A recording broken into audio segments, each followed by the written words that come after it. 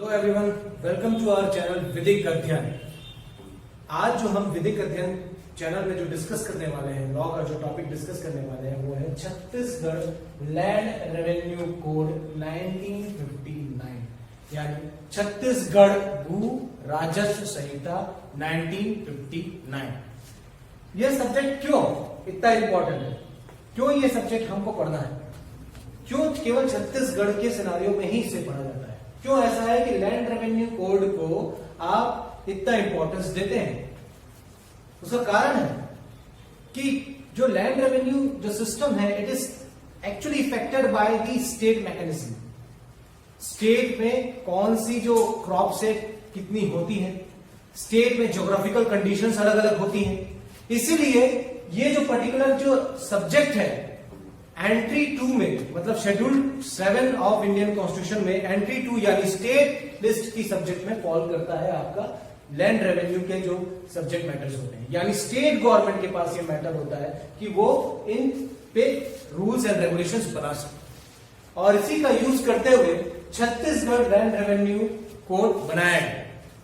लेकिन Chhattisgarh land revenue code एक adaptive act, एक एडेप्टिव कोड है, एक एडाप्टिव संहिता है।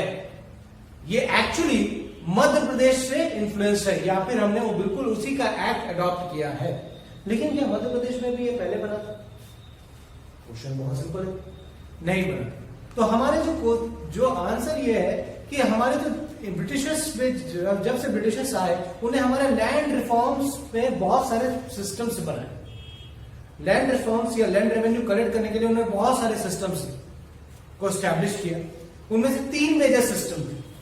3 मेजर सिस्टम थे। एक था आपका Mahalwari system, Ryotwari system and Zamindari system. ये तीनों जो अधिनियम, ये जो तीनों सिस्टम्स थे, ये तीनों सिस्टम्स लैंड रेवेन्यू कलेक्ट करने के एक मेथड थे, जो वहां के किसानों के थ्रू जो जितनी भी फसलें उगाते थे, जितनी भी वो एग्रीकल्चर करते थे, उनसे जो आपको रेवेन्यू जनरेट करना होता था। रेवेन्यू क्या होता है? It's just like income tax, मतलब टैक्स। तो क्या होगा हम आगे चल के डिस्कस करेंगे। तो लैंड रेवेन्यू जो है उनसे कैसे जनरेट किया जाता था, ब्रिटिशर्स कैसे लेते थे, ये 3 सिस्टम्स के थ्रू लेते थे। ठीक है, तो यहां से स्टार्ट हुआ आपका लैंड रेवेन्यू सिस्टम्स का इमर्जेंस, इंपॉर्टेंस।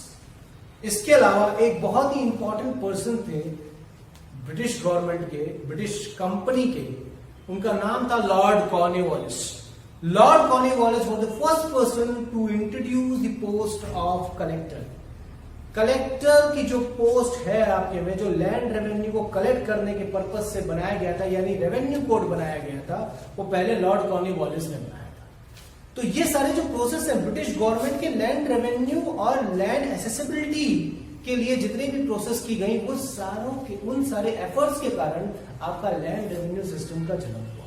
और ये सारे स्टेट्स का, जितने भी स्टेट्स है, 28 स्टेट्स है इंडिया में, सारे स्टेट्स के अलग अलग लैंड रेवेन्यू सिस्टम है, क्योंकि उनका ज्योग्राफिकल सिस्टम, उनका ज्योग्राफिकल एरिया, उनके जो कस्टम्स वो अलग है, इसीलिए ऐसा है। ठीक है, देखिए, ठीक है, चलिए, हमने जो बताया आपको अभी तक, वो बताया था आपकी ब्रीफ हिस्ट्री। इसको हम डिस्क्रिप्टिव तौर पे जाएंगे कि लैंड रेवेन्यू सिस्टम आया कैसे। अब जब छत्तीसगढ़ लैंड रेवेन्यू सिस्टम के ऑब्जेक्टिव्स के बारे में बात करते हैं कि क्यों जरूरत पड़ी लैंड रेवेन्यू कोड को कॉडिफाई करने की, क्या जरूरत थी, तो उसके कुछ ऑब्जेक्टिव है। भाई पहले तो आप देखने पड़ेंगे कि पहले बहुत स्कैटर्ड फॉर्म में थे, कॉडिफाइड नहीं था, चार्टर्स के फॉर्म में थे, अलग अलग एरियाज में अलग अलग लैंड रेवेन्यू सिस्टम चल रहे थे, लेकिन कुछ भी चीज कॉडिफाइड नहीं थी। तो इट वाज वेरी इंपॉर्टेंट कि आफ्टर इंडिपेंडेंस हम लैंड रेवेन्यू को भी कॉडिफाई करें, क्योंकि आर्टिकल 13(3) में हमने बात की थी कि भाई लॉ एक सिस्टमैटिक पैटर्न में होगा, लॉ के बहुत सारे फॉर्म्स होंगे, उनमें से एक फॉर्म होगा, जब भी लॉ इंप्लीमेंट करेगा गवर्नमेंट, तो वो बेसिकली स्टैट्यूट और कोड्स के फॉर्म में करेगा। तो इसको ध्यान में रखते हुए हमने क्या किया, हमने सारे स्टेट्स को ये डायरेक्शंस दिए कि भाई अपने अपने स्टेट में एक पर्टिकुलरली लैंड लॉज बना दीजिए, जिससे कि एक बेसिक नॉर्म्स तैयार हो जाएगा कि लैंड लॉज को प्रिंसिपल, लैंड रेवेन्यू के जो बेसिक प्रिंसिपल है ये है, और उसके अकॉर्डिंगली आपको सब रूल्स बना पाएंगे। तो ऐसे ही एमपी ने सबसे पहले आपका मध्य प्रदेश ने सबसे पहले आपका लैंड रेवेन्यू कोड बनाया। सबसे पहले मतलब land revenue code Madhya Pradesh में पड़ा 1959। ठीक है। अच्छा, एक और चीज बता दें कि लैंड रेवेन्यू कोड का कमेंसमेंट डेट यानी जब से वो इफेक्टिव होता है, ये सेक्शन 1 में नहीं बताया है, सेक्शन 2 में नहीं बताया है, ना ही सेक्शन 3 में बताया है। ये बताया है आपका सेक्शन 170B में।